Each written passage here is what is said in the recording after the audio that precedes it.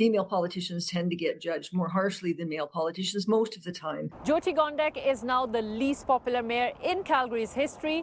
That's according to a recent survey which also finds Calgarians are extremely unhappy with the city council.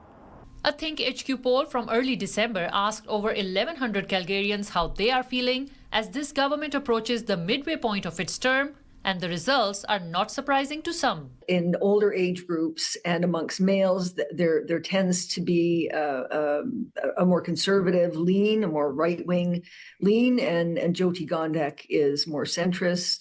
So that alone would account for some of it. But I think what we're dealing with currently is it's just a tough time, and they're frustrated with their political leaders not being able to help them more effectively with the things they're challenged by.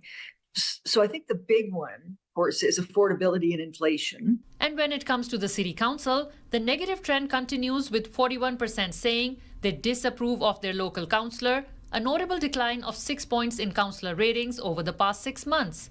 But the council's popularity varies for Calgarians living in new and old communities. They tend to be happier with what's happening in those vibrant communities than people in communities that need a lot more in the way of services, have more traffic challenges, more construction that makes traffic worse. All of those kinds of things come into play. Williams says, due to the Alberta Calling campaign, municipal governments in the province, including Calgary, are struggling to manage the influx of people and provide for their needs amidst rising inflation and a housing crisis. So the key is going to be to working effectively with the provincial and federal governments, and the interests of Calgary as a municipality and the interests of the province and the federal government may not always align. So it's a very, very delicate balance. We reached out to the mayor's office for a comment on this survey and the results, but did not hear back in time for broadcast. In Calgary, Henna Saeed, City News.